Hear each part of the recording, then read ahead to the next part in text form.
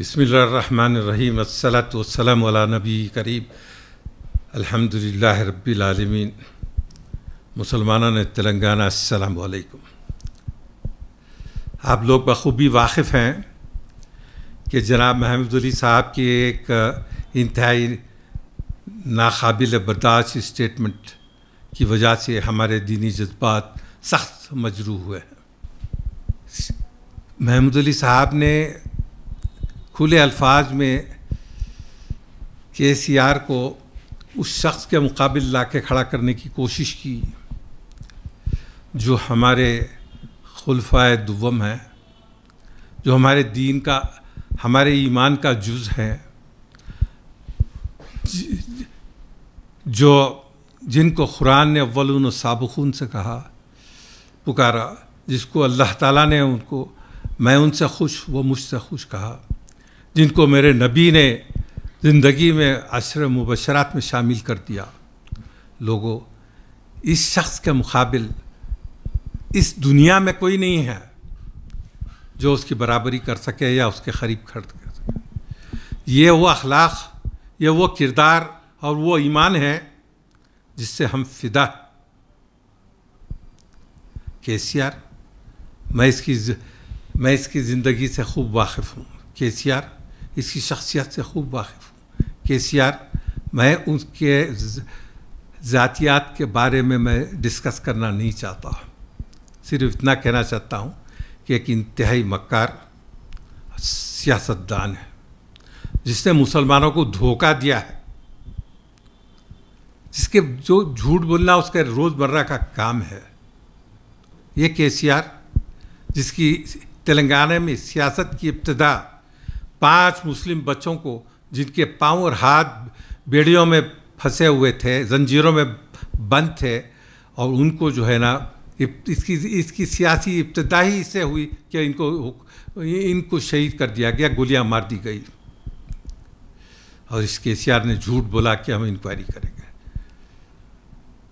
اس کی وہ حکومت ہے یا KCR وہ شخص ہے جس سے مسلمانوں کے 40 کالجز کو فوراً چیف منسٹر بنتے ہی اس کے اقدامات تھے، ان میں سے بتا رہا ہوں۔ اور آگے چلتے چلتے گزشتہ 9 سال کے دوران اس شخص نے مساجد کو بھی شہید کر دیا۔ سیکریٹریٹ کی مسجد کو اس وجہ سے شہید کیا کہ وہ واستو کے خلاف تھی۔ جا کر آپ سارے مسلمانان تلنگانہ جا کر دیکھو کہ سیکریٹریٹ کہاں ہے اور مسجد کہاں ہے، جا کر دیکھو کہ مسجد کی سائز کیا ہے، تب پتہ چلے گا۔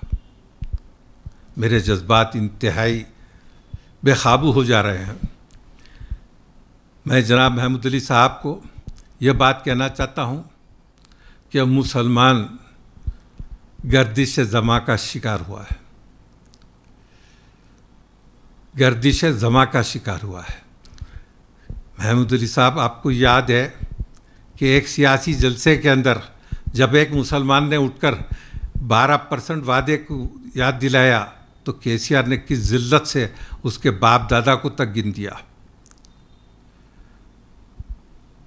میں اتنا کہنا چاہتا ہوں کہ مسلمان میں نے ابھی کہا کہ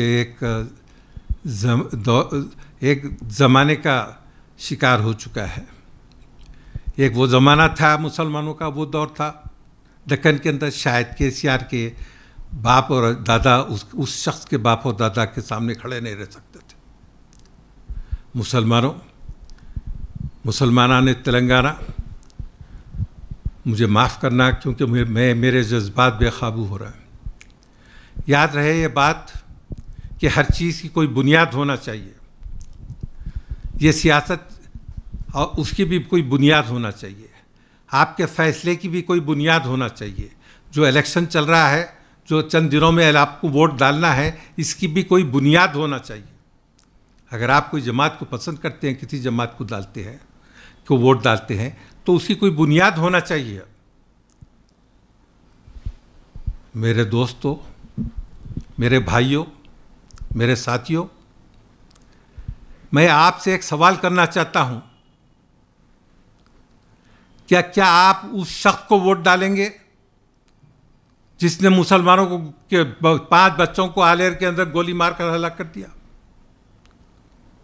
کیا آپ اس شخص کو ووٹ ڈالیں گے جس نے مسلمانوں کے 40 کالجز کو بند کر دیا؟ میں پوچھنا چاہتا ہوں کہ کیا آپ اس شخص کو ووٹ ڈالیں گے جس نے 8 مساجد کو شہید کر دیا؟ کیا آپ اس شخص کو ووٹ ڈالیں گے جو واسطو کی بنا کے اوپر سیکریٹریٹ کی مسجد کو توڑ دیا؟ کیا آپ اس شخص کو ووٹ ڈالیں گے جو تمہارے آپ کے اور میرے اسلاف کی جو ہے نقش قدم دکن میں تلنگانہ میں مٹانے کے در پر ہے؟ کیا آپ اس شخص کو ووٹ ڈالیں گے جو عثمانیہ ہاسپٹل کو توڑنا فریضہ سمجھا؟ کیا آپ اس شخص کو ووٹ ڈالیں گے جو ارم منزل کو توڑنا اپنا فرض میں داخل کیا؟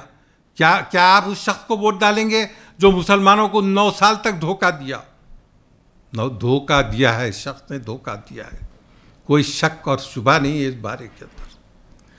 KCR نے مسلمانوں سے دھوکہ دیا ہے۔ ووٹ ڈالنا تو آپ کا ذاتی فریضہ ہے، وہ تو آپ کا ذاتی اقدام ہے، لیکن میں آپ کے ایمان کو للکارنا چاہتا ہوں کہ یہ کیا آپ یہ برداشت کریں گے کہ جب KCR کو سیدنا عمر کے مقابل لا کر کھڑا کر دیا جائے؟ لوگوں، سیدنا عمر پہ تو ہم فدا ہیں، ہماری اولاد فدا ہے، وہ ہماری ایمان کا جز ہے۔ سیدنا عمر تو بہت بڑی بات ہے، ان کے ادنا غلام کی قریب بھی KCR نہیں آ سکتا، یہ میرا ایمان ہے۔ یاد رکھو، اب اگر کوئی مسلمان ووٹ ڈالتا ہے BRS کو یا KCR کے نام پر، تو یہ یاد رہے کہ آپ جناب محمود علی صاحب کے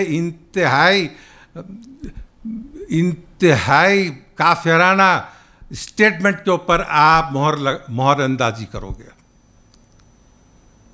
آپ سوچ لو، یہ آپ کا فیصلہ ہے، آپ سوچو، آپ کا فیصلہ ہے، یا آپ سوچ لو یہ آپ کا فیصلہ ہے۔ میرے دوست، میرے بھائی، مسلمانوں متحد ہو جاؤ، اتحاد میں تمہاری طاقت ہے۔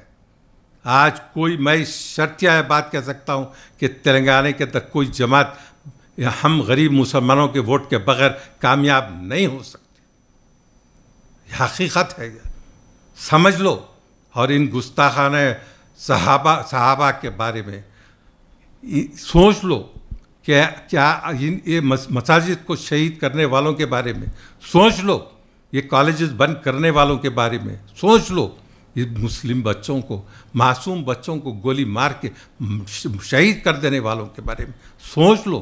کیا ان اقدامات کے بعد مسلمانوں سوچو، ووٹ ڈالنے سے پہلے سوچو کہ وہ 8 مساجد تم کو پکار رہے ہیں، تمہارے ایمان کو للکار رہے ہیں۔ سوچو، سیکریٹریٹ کی مسجد جس کو واسطو کی بنیاد پہ شہید کیا گیا ہے، وہ للکار رہی ہے تمہارے ایمان کو۔ اس کے باوجود اگر تم ووٹ ڈالنا چاہتے ہو تو وہ آپ کی مرضی ہے، لیکن ایک بات میں یہ بات کہہ دوں جناب محمود علی صاحب سے کہ میں آپ کے سارے خاندان سے بخوبی واقف ہوں۔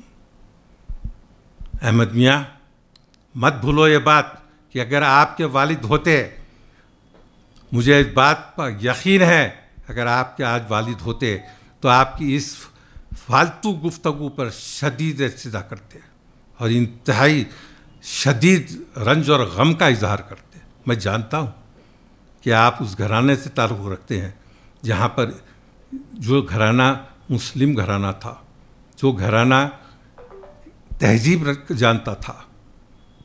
محمود علی صاحب، بہتر یہ ہے کہ آپ تجدید ایمان کرو، کفارہ دو، توبہ کریو اور تائب ہو جاؤ۔